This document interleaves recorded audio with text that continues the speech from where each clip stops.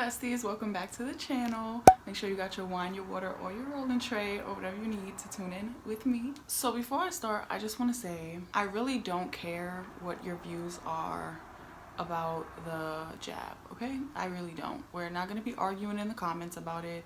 We're not gonna, oh well, this is happening to people and I've seen. All right, like if you want it, then go get it. If you don't want it, don't get it.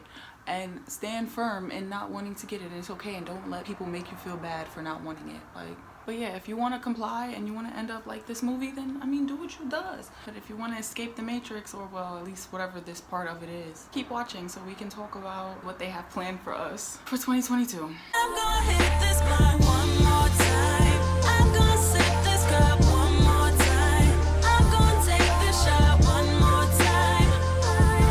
It's like so. Let's get into this. So I wrote down some bullet points about the movie that I want to talk about. This is not a movie breakdown. This is showing you how this movie came out in 2020, and it's about 23, not 19, 23.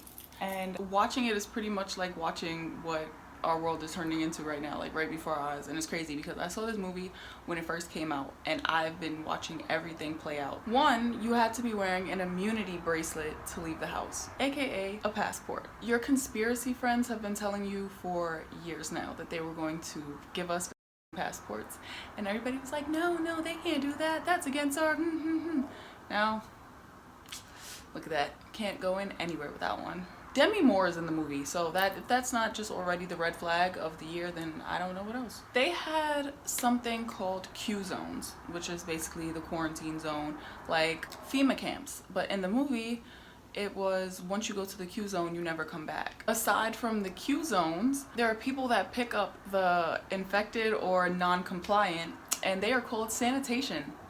So now there's no sanitation to pick up your trash and stuff like that. Sanitation is picking up people that refuse to get poked up. They make these movies not even just to show you what they're gonna do, but to fear monger you into what they can do if you don't comply. So it's just, it's really sad to watch, because it's like, oh yeah, look what we're gonna do next if y'all don't all run out and go get this.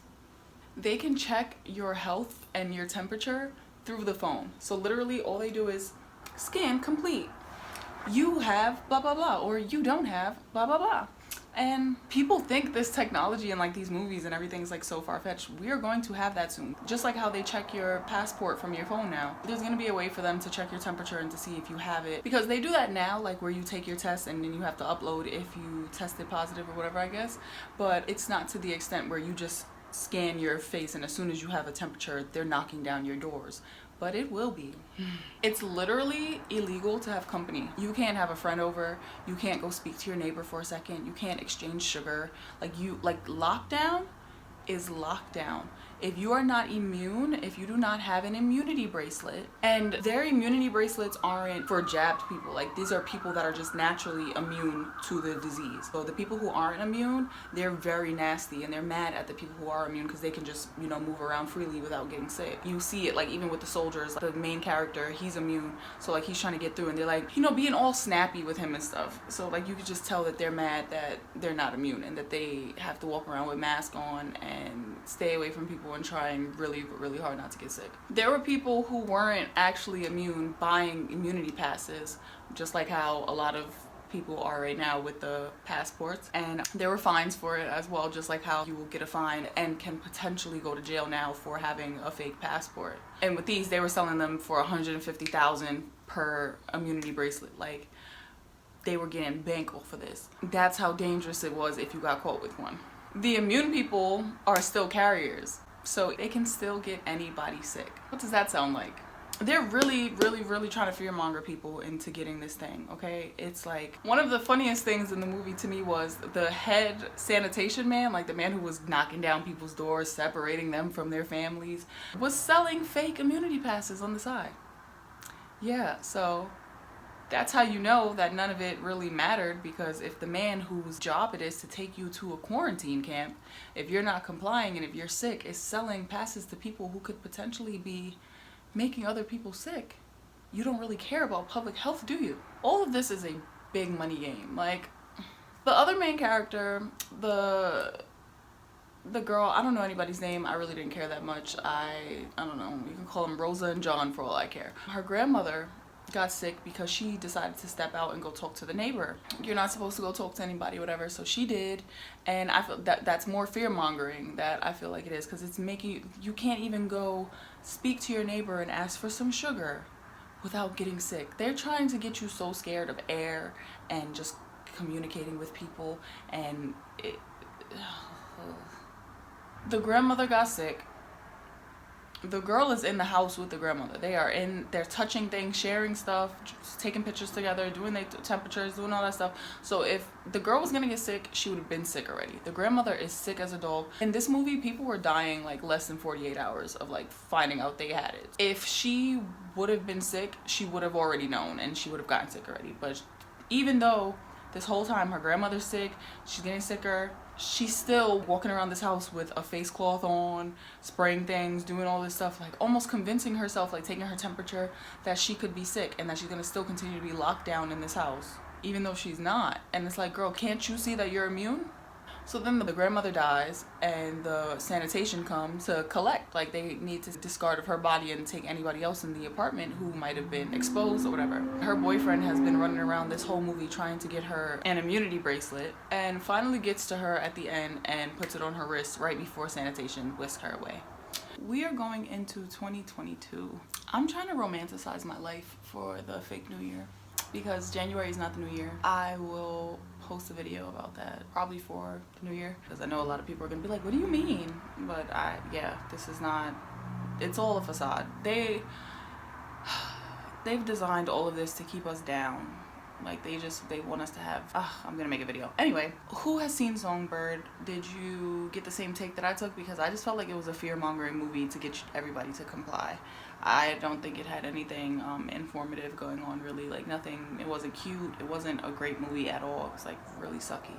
But it just felt like one big predictive programming session. So I would say watch it to see what a glimpse of your future is gonna look like. But honestly, we're already here, kind of. Like, I would say that it looked a little dystopian, but it really looked very familiar. Like, it looks like how when I turn on Instagram sometimes and I see pictures from other places in the world, and I'm like, wow, that's really what's going on. Like, lockdowns are really, we are so spoiled here in America, I'm not gonna lie, especially like in New York and stuff. Like, we didn't experience a true lockdown. And it was hard for them to shut down New York, you know? So we didn't experience a real lockdown. And I'm tired of people complaining, talking about, oh, I want, or even just like saying like, oh, I want another lockdown. They give us another lockdown. Yeah, first of all, y'all so anti-government and y'all want a lockdown so bad. But y'all was collecting stimulus checks. Like, y'all, what? The government was giving them to you. And then the same government that gave y'all the stimulus checks, y'all let them jab you up. I feel like everybody just needs to be prepared to fight back and live off grid. Like, I want every day I go on YouTube and I look up the tiny home renovations and the sprinters and school buses transformed into tiny homes on wheels. Like, I love that. Like, I love that. I want a king-size bed in the back of my Sprinter and space to cook and do stuff, and then still have, you know, the whole world in front of me driving. Like, I want someone who wants to do that with me. Like, I want to experience like that type of freedom, you know? Like, we think we're free, but we're not free. We don't know what the hell freedom is. I just wanted to get this out the way because I have ranted about this movie 1,000 times, or like I reference it when certain things happen and people are like, what is that? Or like, can you talk about it? So I just want to talk about it a little bit. This was not a long video, I know, I'm sorry. But we have a lot of new content coming for, you know, the new year. I'm working on romanticizing my life and some new manifestations. I am currently still filming on my iPhone, but one of my very sweet friends gifted me with a new camera, like literally the Sony ZV-1, like the YouTuber camera, like the camera. And I am just so grateful. Like, Jay, like, if you're watching this, I love you. I can't say it enough. I really don't even know how to be more, like, just know that it is going to go to great use, okay? And I'm just like really excited to see this next chapter. So if this is my last video of 2021, I hope you all have or had a very safe new year, and don't stress yourself out about New Year things, because you can fix all of that in the spring. But yeah, I love you guys, and I will see you in my next video.